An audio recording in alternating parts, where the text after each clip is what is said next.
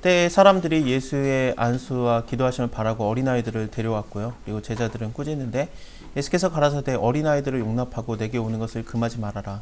천국은 이런 자들의 것이니라 하시고 저희 위에 안수하시고 거기서 떠나가시니라. 그래서 어린아이 같다라는 게 참 뭔지 많은 생각을 갖게 되는데, 일단은 천국에 들어간다는 것 자체는 우리가 뭘 해야지 할 수 있는 건 아니에요. 그 20장이 들어가기 전까지 이제 영생은 도대체 뭐냐, 우리가 어떻게 얻느냐에 대해서 이 어린아이 같다라는 게 뭐냐라는 것을 예수님이 이제부터 설명을 해주시는 겁니다. 어떤 사람이 주께 와서 가로되 선생이여 내가 무엇을 선한 일을 하여야 영생을 얻으리이까. 그러니까 천국에 들어가기를 원하는 자, 내가 뭘 해야지 영생을 얻을 수 있습니까? 무슨 선한 일을 해야 될 것 같긴 한데 어떤 걸 해야지 영생을 얻으리까, 그러면서 내가 뭘 해야 된다라는 생각을 한 거예요. 예수님께서 가라사대 어째서 선한 일을 내게 묻느냐, 선한 이는 오직 한 분이시니라. 네가 생명에 들어가려면은 계명을 지켜라. 어느 계명입니까? 그랬더니 예수님께서 가라사대 살인하지 말라, 간음하지 말라, 도적질하지 말라, 거짓 증거하지 말라, 너의 부모를 공경하라, 네 이웃을 네 몸과 같이 사랑하라 하신 것이라. 그 청년이 가로되 이 모든 것을 내가 지켰사오니 아직도 부족한 것이 있습니까? 네가 온전하고자 할진대 가서 너의 소유를 팔아서 가난한 자들에게 주라. 그리하면 하늘에서 보화가 있으리라. 그리고 와서 나를 쫓으라 하시니 그 청년이 재물이 많음으로 이 말씀을 듣고 근심하여서 갔습니다. 마태복음 입장은 다른 복음서랑 조금 다릅니다. 누가복음에서는 물론 이거에 대해서 이제 뭐 부자가 낙타 바느길로 들어가는 것보다 어렵다 이거 다 하시는데, 근데 조금 다른 느낌이 있는 게 이 청년이 재물이 많아서 이거를 갖다가 포기하고 들어가는 게 중요한 것처럼 나왔는데, 근데 이제부터 마태복음에서 얘기가 나오는 거는 천국에 우리가 어떻게 투자를 하는가에 대해서 나오기 시작해요. 영생 개념은 아니에요. 근데 이 땅에서 살 때 우리가 그럼 하나님의 일을 어떻게 할 수 있는가, 그럼 우리가 물질을 어떻게 쓰는가에 대해서 조금 설명을 하기 시작합니다. 좀 더 실질적이죠. 그래서 예수께서 제자들에게 이르시되 내가 진실로 너에게 이르노니 부자는 천국에 들어가기가 어려우니라.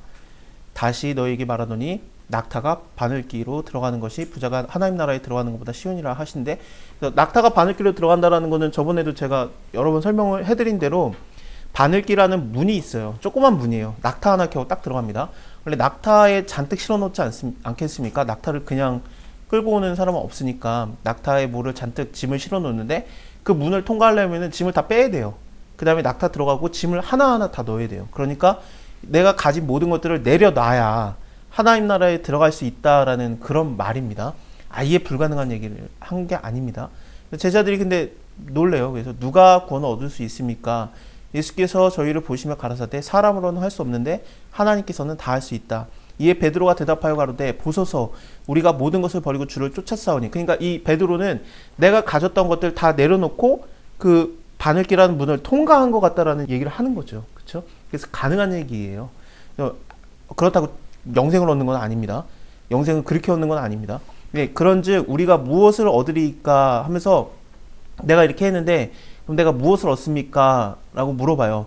영생에 대한 얘기를 하는 게 아니라는 걸 베드로도 압니다. 왜냐하면 자기가 천국에 간다라는 얘기를 예수님께서 여러 번 했어요. 11장에서도 했고 바로 전에서도 했고, 그래서 여자가 낳은 자 중에 세례요한이 가장 크지만 하지만 천국에서 작은 자들 니네가 더 크다 막 그런 식으로 했으면서 벌써 그 전에도 또 그랬어요. 그래서 제자들끼리 서로 싸우고 뭐 천국에서 일단은 따놓은 당상인 것 같은데 누가 더 크냐 그 싸움이 났었었고 막 그랬지 않습니까? 영생에 대한 얘기를 물어보는 게 아니에요. 그러니까 우리가 이렇게 다 내려놨는데 그러면 우리가 무엇을 얻습니까? 라면서 좀 얻는 걸 얘기를 합니다. 영생 얘기가 아니라. 그러니까 이것만 봐도 뭐냐면은 제자들이 지금 그 부자 청년보다 나아요.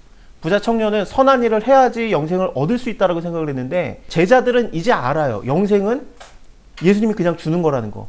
근데 내려놓으라고 하니까 저 사람한테 왜 내려놓으라고 하지? 이미 영생은 그게 아닌데.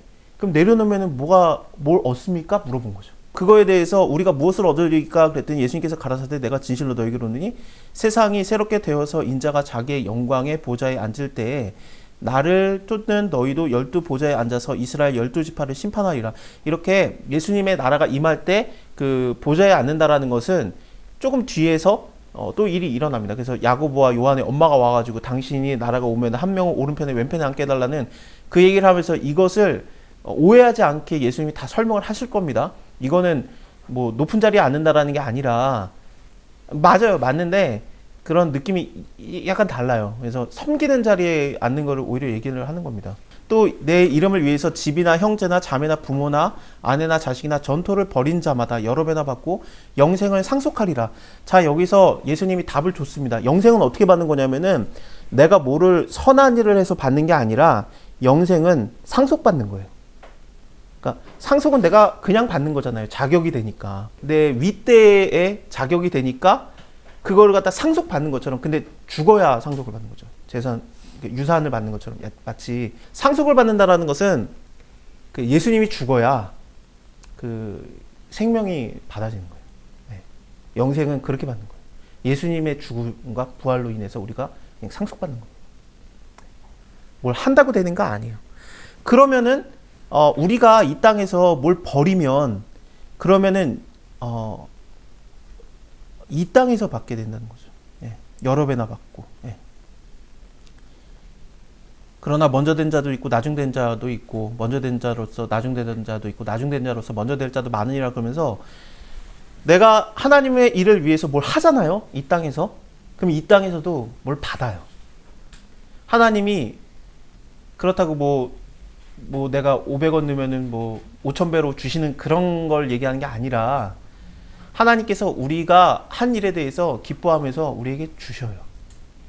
그거에 대해서 아니라고 하는 게 아닙니다. 왜 기독교에서 제일 고민이 많은 게 뭐냐면은 지금 예수 믿고 나한테 아무런 좋은 일이 없다라고 생각을 해요. 나중에 천국 가서 그거 얘기만 해요. 근데 이 땅에서 살면서 하나님께서 우리를 갖다가 안 돌보고 안 하신다 그러면은 좀 이상하지 않아요? 과거에도 하셨고 미래에도 하실 건데 지금 안 한다라는 게 이상하잖아요. 하나님은 현재, 과거, 미래의 하나님인데 전에도 있었고 지금도 있고 장차 오실 하나님인데 오늘의 하나님은 우리가 잘 안 믿어요. 요한복음에서는 만물이 그로 말미암아 지어진다 되었다 그러면서 이게 만물을 창조하신 예수님이에요. 그래서 첫 번째 기적 자체가 뭐냐면은 물이 포도주가 되는 거 아니겠습니까? 가나 혼인잔치에서. 가나 혼인잔치에서 포도주가 떨어지면 큰일 나니까. 혼인잔치에서 포도주가 떨어지면 안 돼요. 왜냐면은 일주일 동안 포도주를 공급을 해야 돼요. 신랑이 될 사람은 신부가 될 사람을 모셔놓고 그 집 사람들 다 모셔놓고 자기의 되게 중요한 사람들을 모셔놓고 거기서 일주일 동안 파티를 벌여요. 그래서 자꾸 술을 권하죠.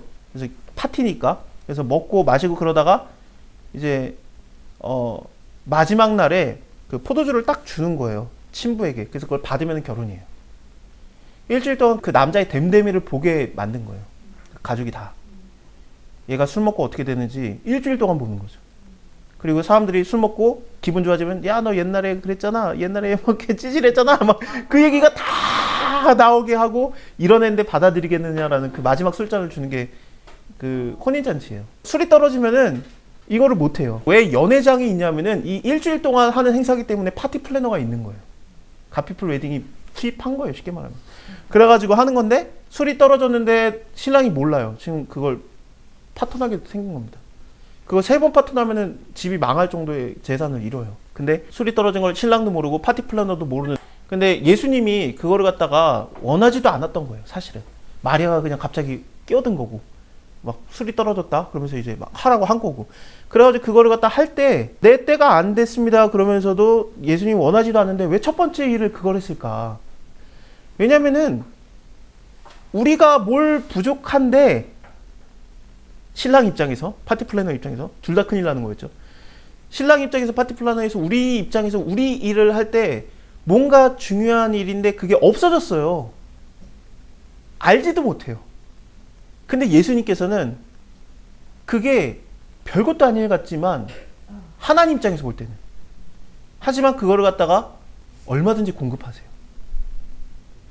몰랐어요. 끝까지 신랑과 연회장은 몰라요. 이거 어디서 나타난 거야? 그래서 연회장이 신랑한테 물어보잖아요. 이거 어디서, 너 나중에까지 숨겼다 막 그러면서. 좋은 거는 그때 순종했던 종들과 제자들만 알아요. 그 일을. 그래서 그들은 믿었는데 하필이면 왜 그 일을 먼저 했느냐? 우리가 오늘 지금 당장 문제가 생겼을 때 돕는 하나님을 안 믿어서 그래요. 나 그거 얼마든지 할 수 있어. 나 하나님이야. 그런 거죠. 영적이지 않잖아요. 영적이지 않으면 어때? 우리 삶의 실제적인 건데. 그래서 내가 실제적인 삶에서 내가 괴롭고 힘들고 문제가 생기면은 하나님이 내가 몰라도 얼마든지 도와줘요. 하나님께서 우리의 모든 삶에서 우리가 알게 모르게 계속 도와요. 하나님이 날 도왔다는 걸 못 느껴도 하나님 계속 돕고 있어요. 그러면은 내가 몰라도 하나님이 날 돕는데 내가 하나님을 위해서 뭘 버리면 왜 하나님이 안 해줘요? 주지. 근데 문제가 생기는 게 뭐냐면은 내가 하나님 이만큼 했어요. 그러면은 그만큼 주느냐? 저 사람은 이만큼 했어요. 그러면은 조금 주느냐? 그게 아니라는 게 다음 장이에요.